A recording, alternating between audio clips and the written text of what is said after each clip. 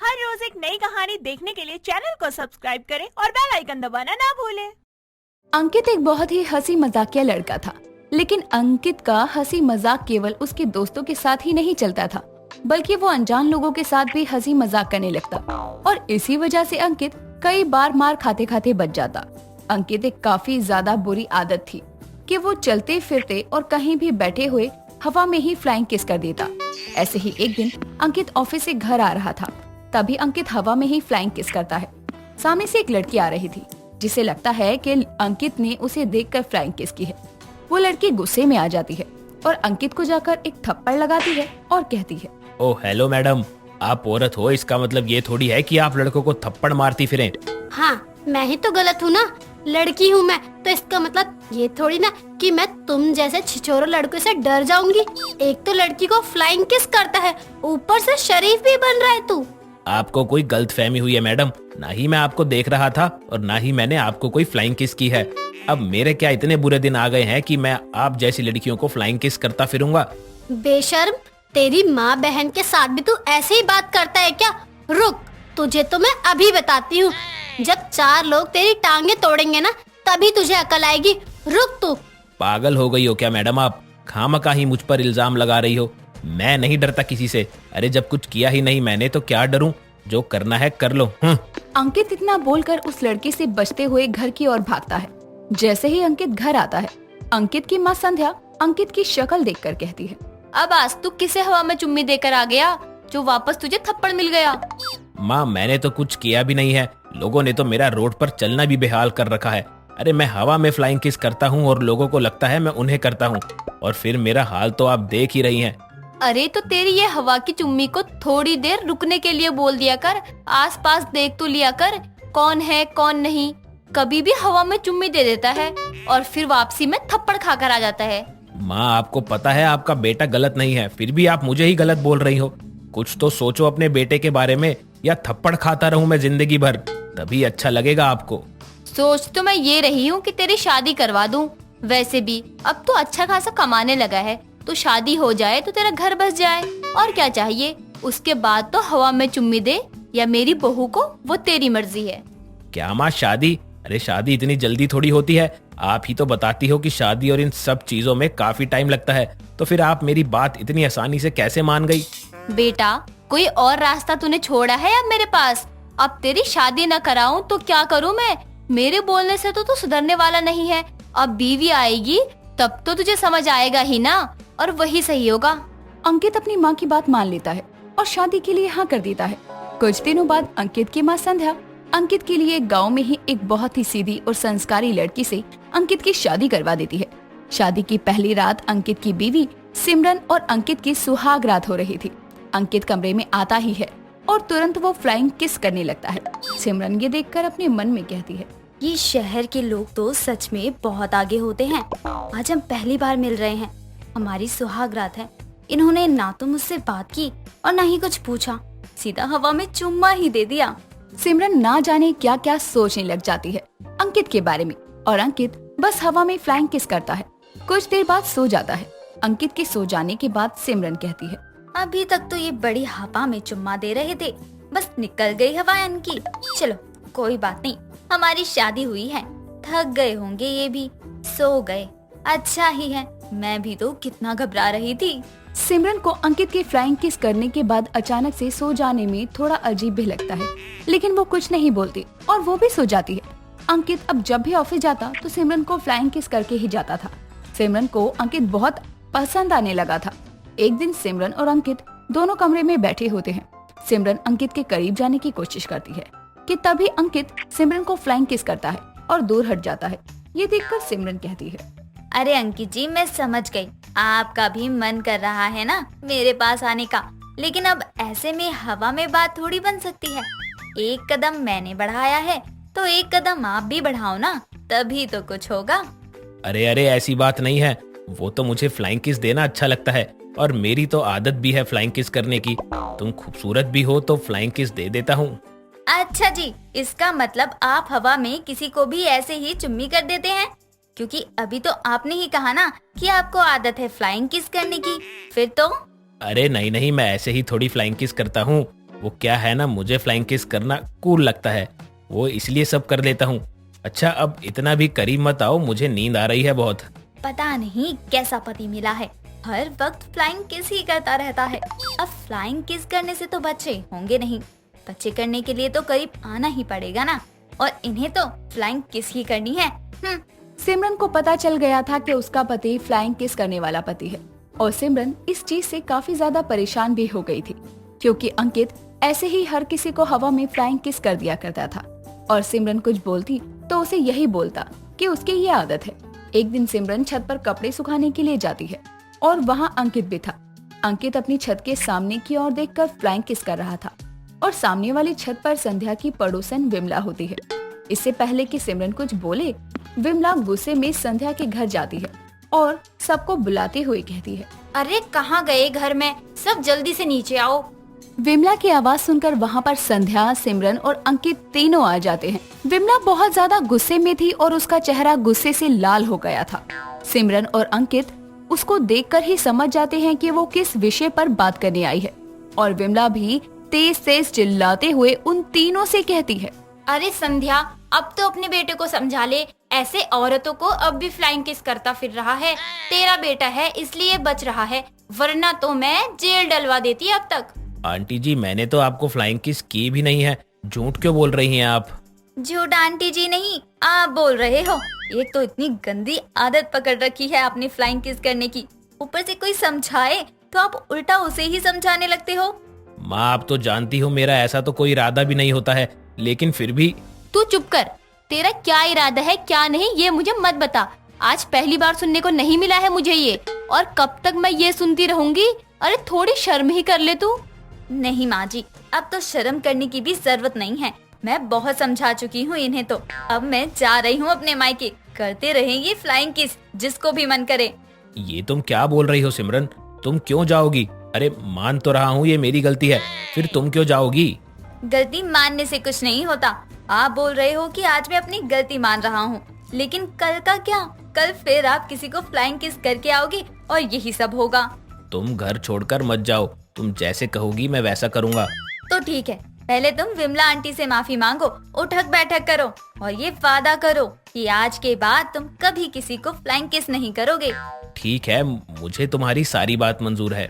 आखिरकार अंकित अपनी पत्नी सिमरन की बात को मान लेता है और अब आगे से किसी को भी फ्लाइंग किस नहीं करता, क्योंकि उसे समझ आ गया था कि इस तरह की हरकतें करने से कभी कभी उसे बहुत ज्यादा नुकसान का सामना भी करना पड़ सकता है।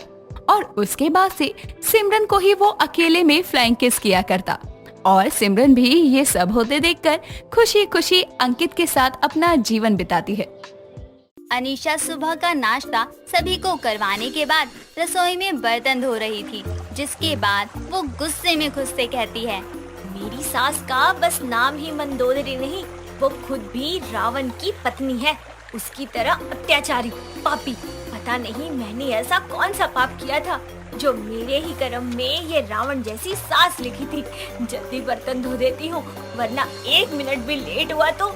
अनीशा इतना सब बोल ही रही होती है कि तभी वहाँ पर मंदोदरी आ जाती है और कहती है, बहू कौन से गीत गा रही है अकेले अकेले? जी माँ जी कुछ भी नहीं। मुझे पागल बना रही है, सब जानती हूँ मैंने सब सुन लिया था। बुराई कर रही थी ना मेरी। माँ जी ये क्या कर रही है?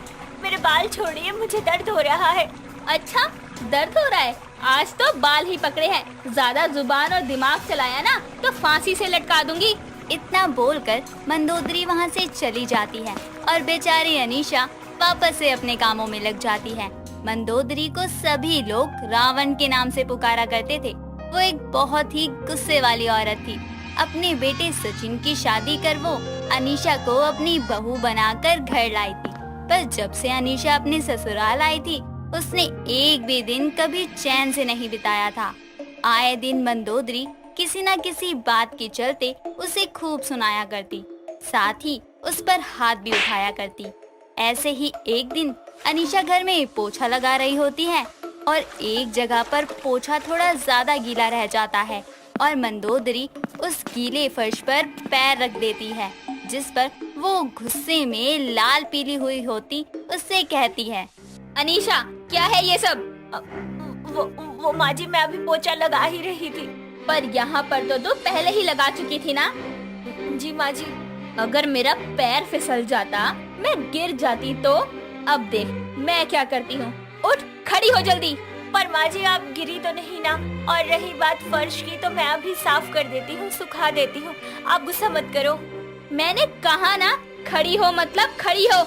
अपनी सास के डर से अनीशा पोछा वहीं छोड़कर खड़ी हो जाती है और मंदोदरी उसे बाथरूम में ले जाती है, जिसके बाद वो अनीशा को शावर के नीचे खड़ा कर शावर को फुल स्पीड में चला देती है और कहती है, बहुत जुबान चल रही थी ना तेरी, अब इस बहते हुए पानी के नीचे खड़ी रह और अपना दिमाग चला। अरे जानती नहीं है तू, मैं रावण हूँ, रावण, जो गलती की माफी नहीं देती, बस सजा देती है, सजा। माँ जी प्लीज प्लीज ऐसा मत करो, ये बहुत ठंडा पानी है, प्लीज। कहा ना, माफी नहीं मिलेगी, मिलेगी तो बस सजा। और तेरी सजा यही है कि जब तक आज सूर्यास्त नहीं हो जाता तब तक तू इस बहते हुए पानी के नीचे खड़ी रहेगी, तब जाकर तुझे काम करने की अकल आएगी। माँ जी ऐसा कुछ मत करो, मुझे माफ कर दो, आज के बाद ऐसा कुछ नहीं कहूँगी। मुझे गीले फर्श पर गिराकर मेरे हाथ पैर तोड़ना चाहती थी ना तू, अब खड़ी रहे इस पानी के नीचे। इतना कहकर मंदोदरी मोटर का बटन चालू कर देती है ताकि टंकी का पानी खत्म ना हो और खुद कुर्सी डालकर वहीं बैठ जाती है ताकि अनीशा पानी का शावर बंद ना कर सके। दोपहर से शाम हो जाती है। अनीशा थर थर कांपने लगती है और सूर्यास्त होने के समय तक वो पानी में भीग भीग कर बेहोश हो जाती है, पर मंदोदरी को उस पर कोई तरस नहीं आता। तभी वहाँ अनीशा का पति सचिन आ जाता है और अनीशा को ऐसे बाथरूम में बेहोश देखकर उसके होश उड़ जाते हैं और वो जैसे ही शावर बंद करने लगता है तभी मंदोदरी उसका हाथ पकड़कर कहती है, नहीं नहीं, अभी 2 मिनट है, सूर्यास्त होने दे, ये पानी 2 मिनट बाद ही रुकेगा। माँ ये क्या मजाक है, हो क्या रहा है ये सब? छोड़ो माँ मेरा हाथ। 1 मिनट और। माँ मैंने कहा मेरा हाथ छोड़ो। और क्यों कर रही हो आप ये सब? अरे रावण की पत्नी वाला नाम रख लेने से आप रावण नहीं बन सकती हैं। हो गया टाइम पूरा, सूर्यास्त हो गया। और हाँ, मैं रावण हूँ तो हूँ, रावण की तरह गुस्सा और किसी को उसके कर्मों की सजा देना मुझे अच्छे से आता है। जा उठा ले अपनी बीवी को, और अगर ये मर भी गई है तो दफना कर आ जाना। अपनी बहू के लिए ऐसे कठोर वचन कहकर मंदोदरी वहाँ से चली जाती है और सचिन जल्दी से बेहोश हुई अनीशा को पानी का शावर बंद करके बाहों में उठाकर बाथरूम से बाहर ले आता है, जिसके बाद जल्दी से उसके कपड़े बदल देता है और फिर माथे पर गर्म पानी की पट्टियां रखता है, जिससे कुछ देर बाद जब अनीशा को होश आता है तो अनीशा उसे सारी बात बताती है, जिस पर सचिन उसे गले से लगाकर कहता है, मुझे माफ कर दो अनीशा, मेरी रावण माँ की वजह से तुम्हें हर दिन इतना सब सहना पड़ रहा है, पर अब हम इस घर में नहीं रहेंगे, हम अभी के अभी यहाँ से चले जाएंगे, नहीं रहना हमें यहाँ। इतना कहकर सचिन अनीशा के साथ मंदोदरी के पास जाता है और कहता है, माँ हम जा रहे हैं इस घर से, आपकी जिंदगी से हमेशा के लिए। अरे हद होती है पागलपन की, पर आपका बर्ताव तो हर दिन बुरा और बुरा ही होता जा रहा है, इसीलिए हम दोनों जा रहे हैं हमेशा हमेशा के लिए। कहीं नहीं जा सकते हो तुम दोनों, जब तक मैं नहीं कह देती यहीं रहोगे तुम। क्यों नहीं जा सकते? अरे आप अपने बेटे से शादी करके लाई थी मुझे इस घर में, ना कि मेरा हरण करके लाई है, जो मैं आपकी मर्जी के बिना कहीं आ जा नहीं सकती। तेरी शादी तो तेरा हरण था, समझ गई? मैंने कह दिया ना, नहीं जा सकते तुम दोनों, तो समझ नहीं आ रहा क्या? माँ हम जा रहे हैं तो मतलब जा रहे हैं, आप चाहे कुछ भी कहो, हमें नहीं जीनी आपके साथ ये रावण वाली जिंदगी। इतना कहकर जैसे ही सचिन और अनीशा वहाँ से जाने लगते हैं, तभी मंदोदरी बारी बारी से सचिन और अनीशा के सर पर वार कर देती है और उन्हें बेहोश कर देती है। कुछ देर बाद जब दोनों को होश आता है तो वो खुद के हाथ पैरों को बंधा हुआ स्टोर रूम में पाते हैं। तभी वहाँ पर मंदोदरी आ जाती है और कहती है, कहा था ना रुक जाओ, नहीं जाने दूंगी तुम दोनों को, पर नहीं, तुम दोनों ने मेरी बात नहीं मानी। 2 दिन बाद दशहरा है और इस दशहरे पर इस रावण सास की जीत होगी। तुम दोनों ने मेरे खिलाफ जाकर अपनी मौत को दावत दी है और अब मौत तो मिलेगी ही, वो भी इस रावण के हाथों। इतना कहकर मंदोदरी वहाँ से चली जाती है और अनीशा सचिन से कहती है, सचिन हमें कैसे भी करके यहाँ से बाहर जाना होगा, नहीं तो माँ जी हम दोनों को मारने से अपने कदम पीछे नहीं लेंगी। मनीषा मैं समझ रहा हूँ, पर क्या करूँ कुछ समझ नहीं आ रहा। माँ जी क्यों रावण बनकर हम दोनों की जिंदगी बर्बाद कर रही हैं? अगर वो रावण है तो हम भी राम सीता है। इस रावण को हम मिलकर हरा देंगे। इस दशहरे पर भी रावण की बुराई का अंत होगा, जैसे हर साल होता आया है। दोनों पति पत्नी नम आंखों से एक दूसरे की तरफ देखते हैं और तभी अनीशा की नजर कांच की बोतल पर जाती है, जिसे किसी तरीके से तोड़कर वो अपने हाथों की रस्सी को काटती है और आखिरकार 2 दिन का समय पूरा हो जाता है। जैसे ही मंदोदरी स्टोर रूम का दरवाजा खोलती है, तभी अनीशा और सचिन उस पर हमला बोल देते हैं और उसे फटाफट से रस्सियों से बांध देते हैं। जिसके बाद सचिन पुलिस को फोन करके घर बुलाता है। कुछ ही देर में पुलिस घर आ जाती है और मंदोदरी को गिरफ्तार करके अपने साथ ले जाती है और जिसके बाद अनीशा और सचिन एक दूसरे को गले लगा लेते हैं और अनीशा कहती है, आखिर हमने अपने घर के रावण को उसकी असली जगह पर पहुंचा ही दिया। आज दशहरे वाले दिन बुराई पर अच्छाई की जीत हो गई। माँ जी ने जिस तरह से हमारी जिंदगी को बर्बाद किया था, शायद अब उन्हें अपनी गलतियों का एहसास हो जाए। हाँ निशा, मुझे नहीं पता था कि माँ हमारे साथ ऐसा करेंगी। वो माफी मांगती तो हम उन्हें माफ कर देते, पर वो तो हमारी ही जान की दुश्मन बन गई थी और हमें ये कदम उठाना पड़ा। ऐसे ही कुछ दिन बीतते हैं और सचिन अनीशा को पता चलता है कि मंदोदरी की तबीयत खराब है और उसकी मेडिकल रिपोर्ट्स में पाया गया है कि वो काफी समय से एक मानसिक रोगी है, जिस बात की खबर उसे खुद को भी नहीं थी। जिसके बाद मंदोदरी को जेल से पागलखाने शिफ्ट कर दिया जाता है, पर उसके अंदर का रावण उसे एक दिन उसके खुद के हाथों ही मरवा देता है। दोस्तों, अगर आपको ये कहानी पसंद आई तो इसे लाइक करें, शेयर करें और कमेंट करके बताएं कि कहानी में आपको सबसे अच्छा क्या लगा।